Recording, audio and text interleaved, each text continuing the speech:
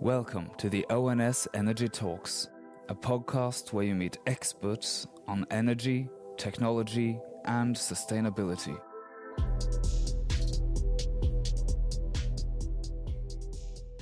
Hello, welcome to ONS Energy Talks. Today we will talk about the current macroeconomic situation. We'll talk about the shock in the oil market.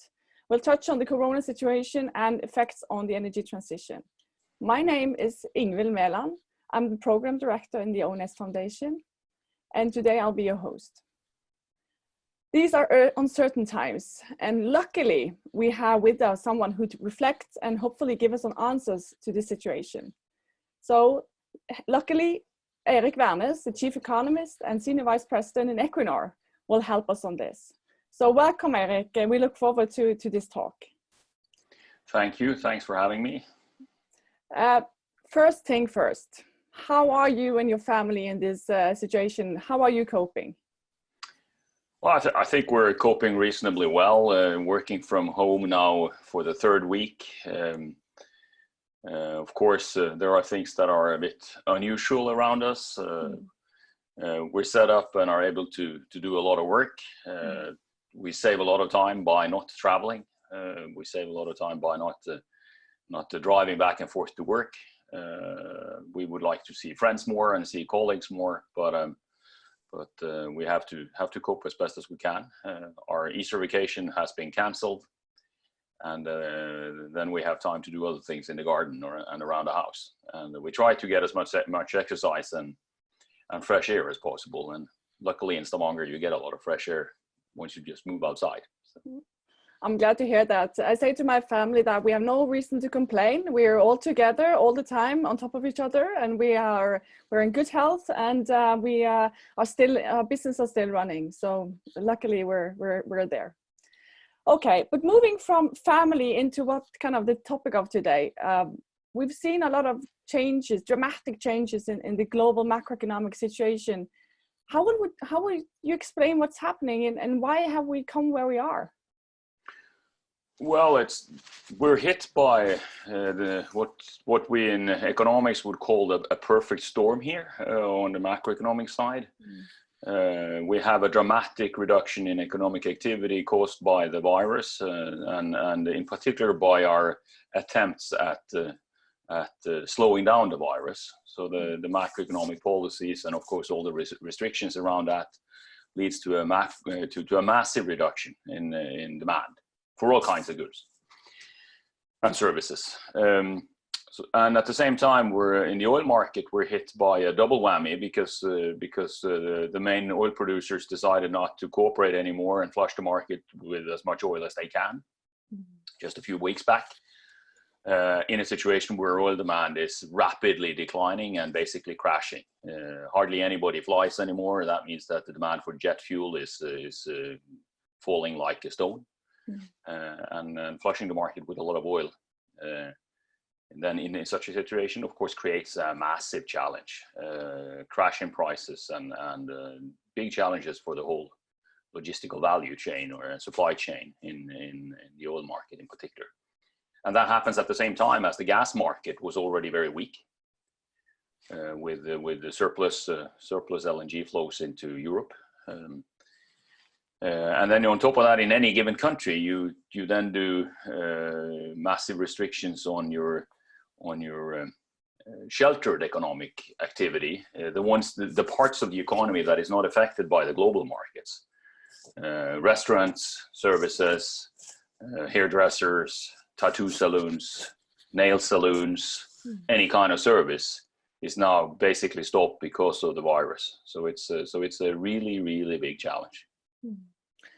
I mean, I see people are kind of comparing this crisis to kind of the 1930s and the crisis that happened there. And how bad would you say it is? And for how long will it last, do you think? I mean, well, nobody knows how long it can last. It won't last forever. And something has to give, particularly in the energy markets, pretty soon, I think. But it's difficult to compare. It is the 1930s was a completely different world, both in terms of we were not globalized to the extent that we are now. That means that we were less mutually dependent. That's one of the bad things, if you like, about the current crisis is, of course, that when China sneezes, the rest of the world catches a cold. That was not the case then. On the other hand, I mean, the world's ability to cope with any kind of challenge is massively bigger than it was in the 30s. We're much richer. We're much more people.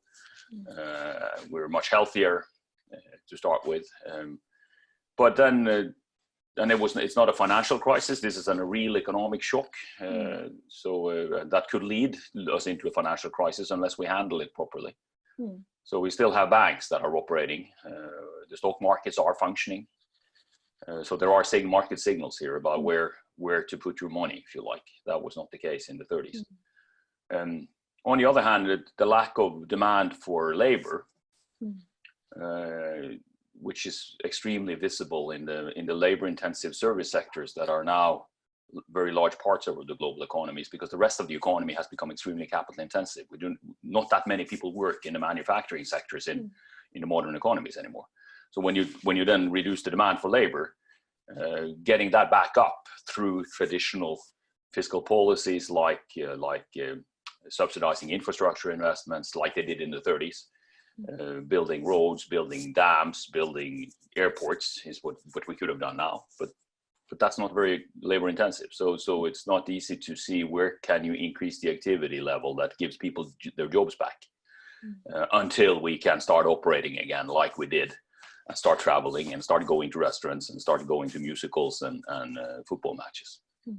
So it's a bit of the same, but also very different. So what you're saying is that we are in a certain time, not only because we don't know how bad it will be, but also we don't know for how long it will last. And if you look at the unemployment rate, if you look back to Norway, I mean, we've seen new records on unemployment rates. What's your comment to that? I mean, and we hit very hard, especially in Norway, since we are so oil dependent, but also on the west coast of Norway. Do you have any reflections on what we're seeing now on the unemployment rates? No, I think first of all, we've just seen the start of that. This will get worse before it gets better. And of course, with the size of the service sector being what it is, we have very short time from production to market. The shortest time is possibly a restaurant, right? I mean, it's then of course businesses that see their market shutting down, they have to shut down the business very shortly because we do not produce for inventory, et cetera, et cetera. So the unemployment rate skyrockets immediately. In some countries like Norway, we fortunately have fiscal policies and a financially very solid government that can compensate the income of the unemployed for a period and to a certain extent. But again, that fiscal policy that normally would have a multiplication effect by us spending the money, that multiplication effect doesn't work when we can't spend them. Because when I get my money, what is happening now is just a massive transfer of savings from governments to people, because we get compensated by money, but we can't use them. So until the current lockdowns of the economies are lifted or gradually lifted, we will not see a rapid start of the economy again. Right? And that's one of the extra challenges we have now. I mean, we've been through quite challenging times in the oil business, and now in 2014, 2015, and what we saw that the last big drop on the oil price, it took almost 6, 12, 18 months before the industry was able to kind of react fully to kind of start, people start losing their jobs and so on. But basically now it took 2 days. So it's how would you compare those two situations when it comes to the industry?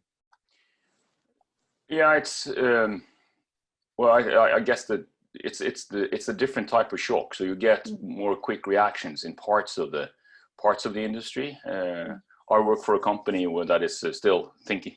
We're thinking about what to do about this. We've announced massive cost reduction measures, et cetera, and of course that will have an impact when we do not do what we had planned to do, and that could impact our suppliers very rapidly. Hopefully it will not last that long, so that we're ready to come back up again and do what we had planned to do in not too long. But of course, this is going to last for more than a week, to put it mildly. So it's probably a bit different. The industry as such, the energy industry as such, is probably in a better shape if you look at it in terms of cost levels to handle this type of shock than we were 5-6 years ago. Because we have done a lot to become more efficient, et cetera, et cetera. But on the other hand, that means that also the industry as a whole probably doesn't have that much to go on again in terms of becoming even more efficient or taking away unusual activities, et cetera, as we did last time. Now their saving is less now than it was back then, maybe. Yeah, the potential for saving is less. Yeah. Okay, but moving over, I mean, you mentioned Equinor, and one of your tasks in Equinor is kind of to do the energy scenario, this scenario thinking, and you look at supply shock, you look at demand shock, but did you look at supply shock in this range and demand shock at the same time, in addition to the corona? How do you handle these kind of assumptions is this something that you saw coming? No, of course not with the magnitude and speed and the size of what's happening around, and all these factors coming together is very difficult to forecast or predict. So what we do is, of course, that we try to, in terms of scenario planning, that's a much more longer and a long-term type of exercise. And then within that range of possible outcomes, we know that there will always be a lot of volatility around that. The oil price goes down or up, and not necessarily in that sequence, and that's normal. But of course, having this type of shock at the same time is something that is extremely difficult, if not impossible, to predict. And frankly speaking, I think if the main actors in Saudi Arabia and Russia had waited 14 days before they decided to do what they did, they probably would have done something differently. I don't think they foresaw the impact of the coronavirus in the West when they did this.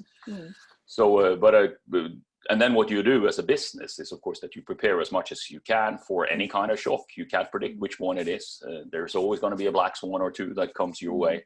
And then it's about being as robust as possible and planning not with the high prices that you might expect. You don't use all of that in your planning. You actually take into account that you need a buffer, and of course different industries and different companies have different abilities to do that.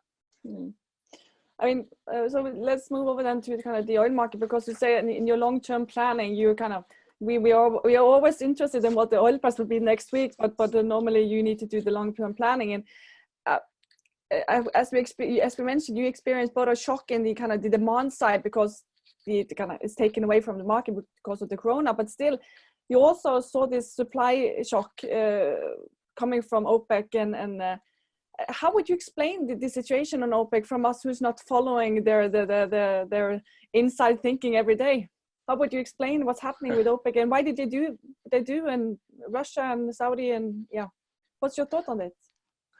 Well, I think since I'm not on the inside of their heads either, but I guess that what you could there's been a frustration building up among the key actors in the oil markets over time, particularly in the case of Saudi Arabia, where they have rightly thought about themselves as the one actor that has borne the brunt of the supply restrictions over the last couple of years, trying to manage the market, trying to avoid an oil price decline. Russia has been, in a sense, free riding on that, where they've been part of the deal, but they have not made visible reductions in production. What they have done is probably avoided a supply increase. And then over time that has soured. Both of them have been annoyed at the shale producers in the United States, who have been piggybacking on their attempts at managing this and been able to increase their production significantly. The shale oil production in the United States is much higher this year than it was last year. And with the $60 they could make money, at least at the margin, some of them. So there's been an increased frustration. And then combine that with the specific geopolitical events, the situation in Syria and at the border with Turkey, You have Iran, Iraq in playing into this, and there's an U.S. election coming up, which might have affected their timing in terms of how they were thinking about this, and then add into that type of mix a couple of large egos, a reconstruction of the Russian constitution, and you get a mix that was not very conducive for cooperation, and it cannot be judged with at least with normal macroeconomic rationality theory. There's a lot more going on in those types of decisions here. So what I think they are probably surprised at what happened simultaneously here, like we are, in a sense that in terms of size here, you got to remember that the shock we have on the demand side in terms of reducing oil demand is much bigger than the shock on the supply side in terms of increasing supply in terms of million barrels per day. We're talking about, on the supply side, we're talking about maybe 1 million barrels per day extra, at the top 2 million barrels per day extra compared to what we thought. That's 2% of the market. But on the demand side now, we're talking about 10-15%, basically immediately in a reduction. So it's the demand it's the opposite of what happened in 2014, where we thought we had a small negative growth element on the demand side, and we had a relatively large supply increase, 2 million on the one hand, and 500,000, I guess, we had on the demand side. But now it's the opposite, and demand side impact is much bigger. So I hear you saying that the supply shock and the supply volatility is kind of something that you could see coming sometimes, but the kind of demand side is the kind of really the black swan on this. But how do you think the OPEC will go on moving forward? Because of course they can still have the opportunity to say, okay, let's do something about it. Who will move first? Will it be OPEC, or will Russia, or and we can get back to how would the US will react on this? Well, I think we'll see reactions gradually building up in different places, and it's not necessarily a willful reaction, but it's a reaction that's being forced by supply chain problems, as one example. Of course, financially, some of the shale producers are the ones that, first of all, will have to react as quick as possible, and also where them cutting down on rig investments, et cetera, really relatively quickly will have an impact on production. We have already seen some of the reactions. I mean, the international oil companies have now announced cost reductions, right? We're all doing that. And that means we're going to drill less IOR wells. That's relatively rapidly going to have an impact on production in the non-OPEC conventional production. So you're going to have shale, you're going to have non-OPEC conventional. It's a bit of a wait and see in the OPEC. We'll have some countries there that will struggle significantly with a lack of revenues to finance their budgets. We have countries that already have serious big supply problems: Nigeria, Libya, Venezuela. We could have political issues in Iraq, in Ecuador, and then of course you have Saudi Arabia and Russia. And one of the things that we're worrying about now is, of course, that in the current situation where the market has collapsed basically for some fuels, at least the jet fuel being the most obvious example, you can see storage capacity being exhausted. Refineries delivering those types of fuels will then not be able to produce. That means they will stop their demand from the crude oil that they are usually, and that's different kinds of crude.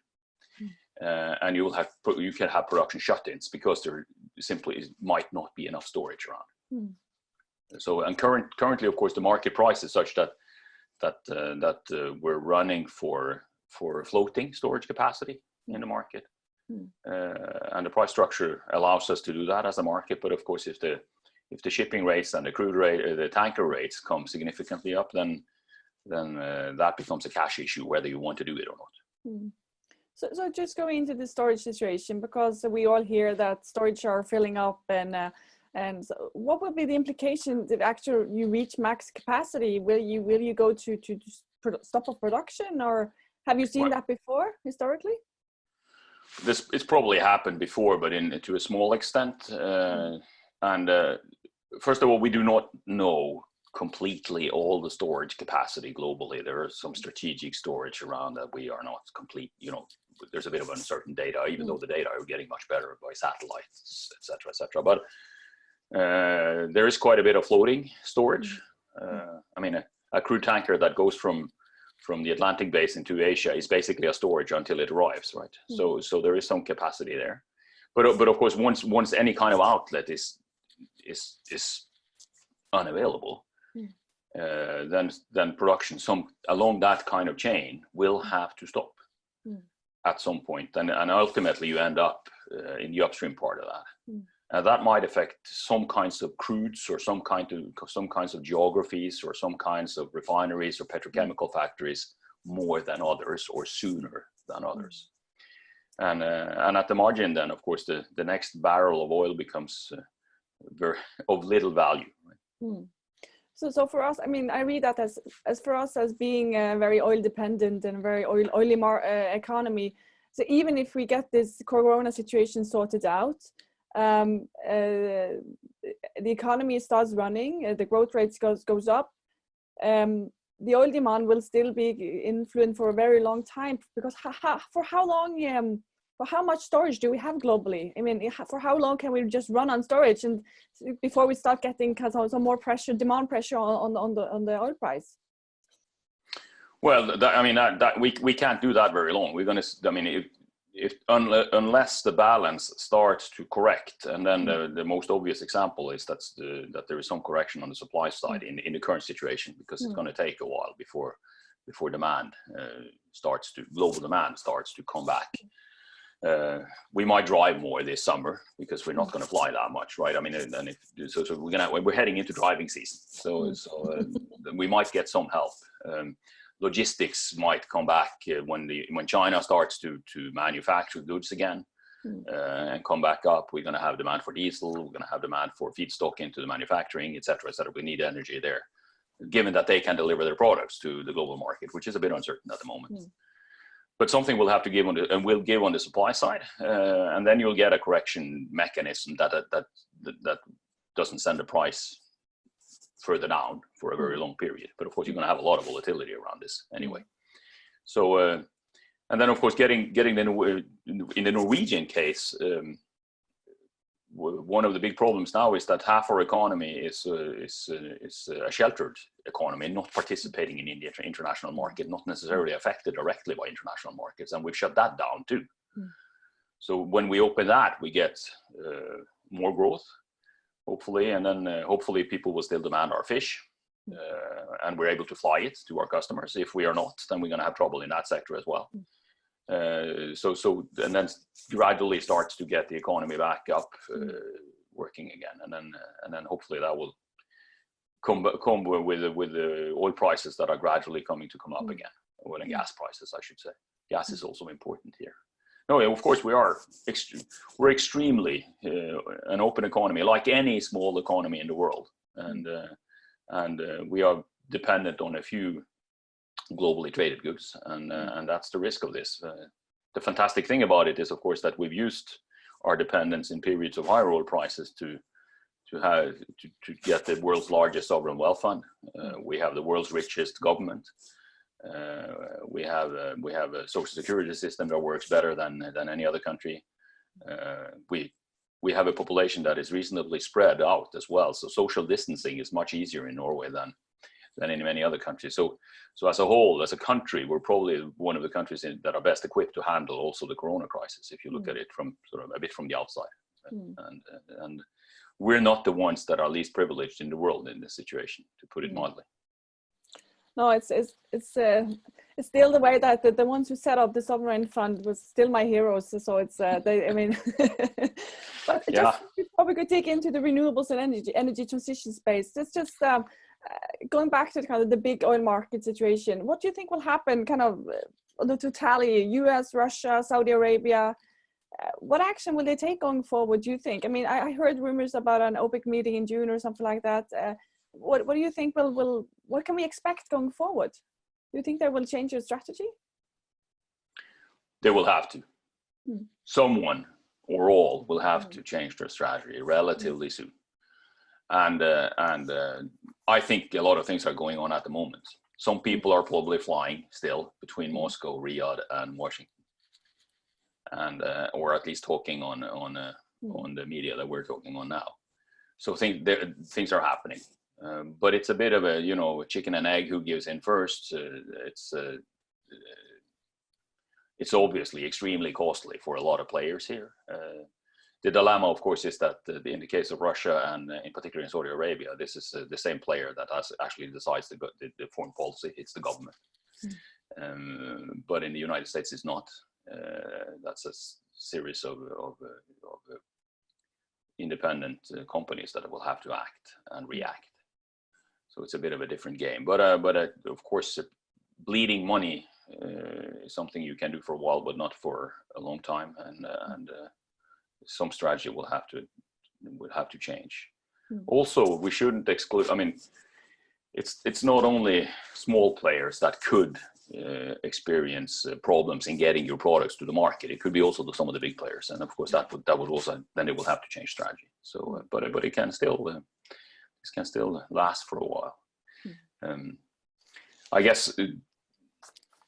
One of the big, if you look back at in 2014 is one thing, but if you look back at 1986, we were also in a situation where we had a massive increase in oil production, oil supply, but the size of the impact, then the size of the supply, so the Saudi Arabia spare capacity in 1986 was much larger relative to the market than what it is now. So it's not the same situation now, and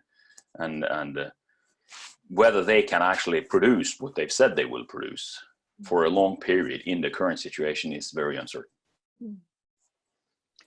I'm glad to hear that. I mean, we're all glad to hear that somebody needs to change its strategy, and you think that they will do that. So just leave with that for the oil market and jump into kind of renewables and kind of the energy transition, because I mean, you and Equinor, you've done some bold moves into renewable space, and you have kind of transformed your whole company, and now we see this crisis. So in general, how do you think this will affect kind of the investments and the into the renewable space?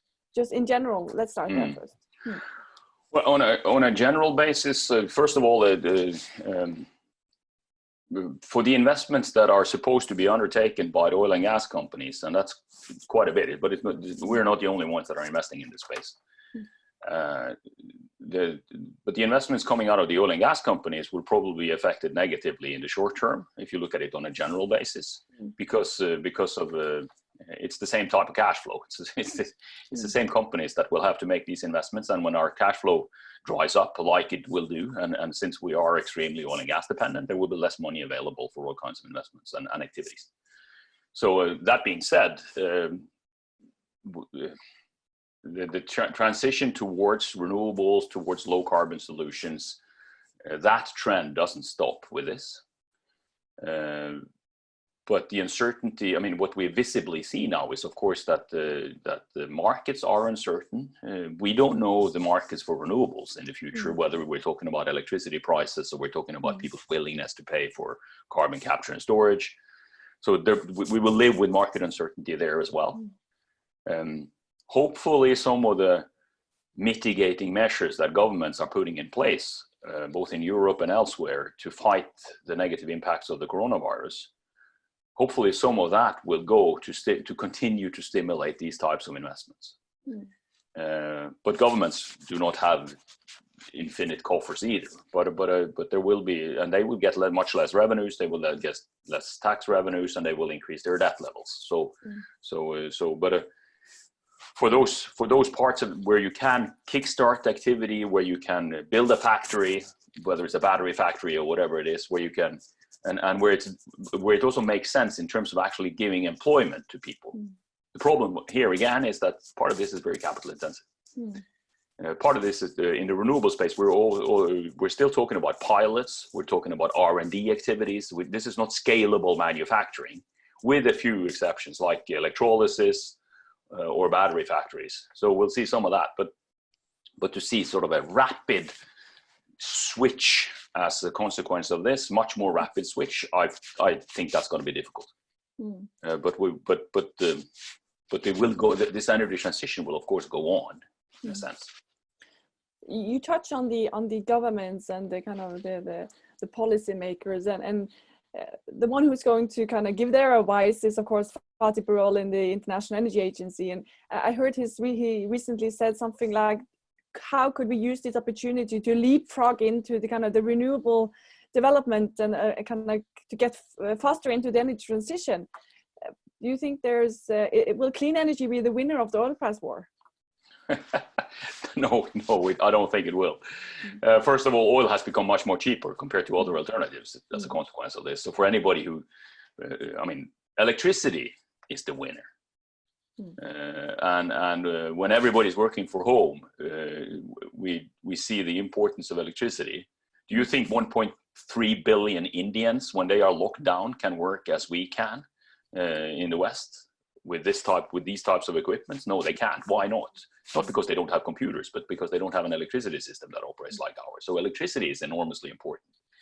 But if you want to increase electricity generation and make sure that the 300 million Indians that do not have access to electricity at the moment get it tomorrow, you need electricity. Whether that's going to be renewable or not depends on the ability to speed up investments. And if you have very cheap oil, the easiest way to generate electricity is a diesel generator. It's extremely easy to put out there and just start operating, and you don't need a grid. Hopefully that's not going to happen. But in terms of the market situation now, that's the drive. And then in order to avoid that, government will have to go in and make sure that we continue the renewable transition. But that is a slow, it's speedy, but it's still a slow process in terms of, building offshore wind turbines, enormous solar plants. Do you think it's going to be any easier to get the permits or capital, et cetera, to all this? Some of it, if the government goes in. And it's also about scaling it up in terms of one of the key concerns for any government now is to provide jobs. We're going to have a lot of unemployment, even in India, even in China. You got to provide job. That's the one thing. And if you have renewable projects that can provide jobs, yes. But if it's about testing fancy capital equipment that's going to take 5 years before we can sort of implement and scale up and commercialize, then I think that's not going to be the response. So we're going to see a combination here. And hopefully I think why Fatih Birol says what he says is also that remind ourselves that we shouldn't let this transition in terms of government subsidies and focus and government policies go down the drain because we all focus too much on these enormously important short-term crisis issues. And what we worry most about now is not climate change. Now, it's not. And that's a perfect bridge to my next question, actually, because you with the new EU Commission, you have an extremely ambitious president who's going to kind of the whole European Green Deal project, and then suddenly you get into this black swan. This black swan comes along, and how do you think this will impact kind of the European capacity and willingness to move forward on the European Green Deal project? Will it just be delayed, or will it kind of the ambition taken down, or the money spent on other things? And how do you see that? No, I think basically it's a long-term project, and that's going to be there. So far, it's a lot of talk about targets. It remains to be seen how much we can agree about measures and things that will actually move EU and Europe in the right direction. Still, it's going to happen, but that is a long-term project, and that's going to be there. But with the 27 governments across the EU now in complete crisis mode in terms of handling not only the virus itself, which is the issue in northern Italy, and it's the issue in Spain, it's going to be the issue in the UK, it will be the issue in France, where it already is. The government's ability to sit down and talk about what's going to happen in 2025 is less than what it was. This is about handling the corona crisis. It's about handling the labor consequences of the lockdown. It's about figuring out how to avoid that the health system completely collapses. those types of issues. So it's going to go. We're going to spend less time on the overall cooperative government agenda in EU talking about Green Deal than we otherwise would have. It's not going to disappear, but it's not going to be at the front of the mind of politicians that are in the middle of a crisis like this. So that's kind of, now they're really acting to solve the crisis. And before we are running out of time. So I'm thinking, going back to the actions, what are you doing in Equinor these days to handle the situation and get your head around this situation? Well, I can't go into too much detail on that, but I mean, you've seen, we've announced we're gonna reduce our spending quite a bit, $3 billion. And that's going to be postponing investments, of course. It's going to be changing our activity levels on exploration, and it's going to be doing things that with our operating expenses. And what we're doing is, of course, is to get our head around where can this go. So we're trying to build different types of scenarios and looking at what would then happen. How can we mitigate that? Fortunately, we are in a robust position financially, much more robust than we were in 2014. It's also about doing the smart things and thinking a little bit longer than just the next week or next month, and trying to have the company as well prepared for what comes after as possible, trying to do the smart things so that we're actually in a better position when we come out of the crisis than we were when we came into it. So, and it's, I guess it's to have a cold brain and a warm heart as much as possible here. And then my job is to provide, hopefully, some insight and some ideas to top management, and then they will have to make the decisions together with the board. I remember Eldar said something back in 2014 that you should always use in a crisis to adapt accordingly, and I think that's very good. Yes. Let's just, summarizing here then, is I hear that you say that the macroeconomics has gone into a real shock, but you see that demand will get back. But we need to focus on the getting the jobs and getting the purchasing power up again and people start spending the money. You're optimistic on that the different important players in the oil market will actually take actions to change their strategy because it hurts them as well. And electricity will the winning of the oil price war. I think that's a good sentence. And you and Ecuador are doing everything you can to adapt. So I think that's a wrap, isn't it? Yes, that's a brief summary of a very difficult topic and difficult situation. Yeah, Eirik, thank you very much for joining us. We're delighted that you joined us. So have a great day and good luck going forward. Thank you. Same to you. Take care.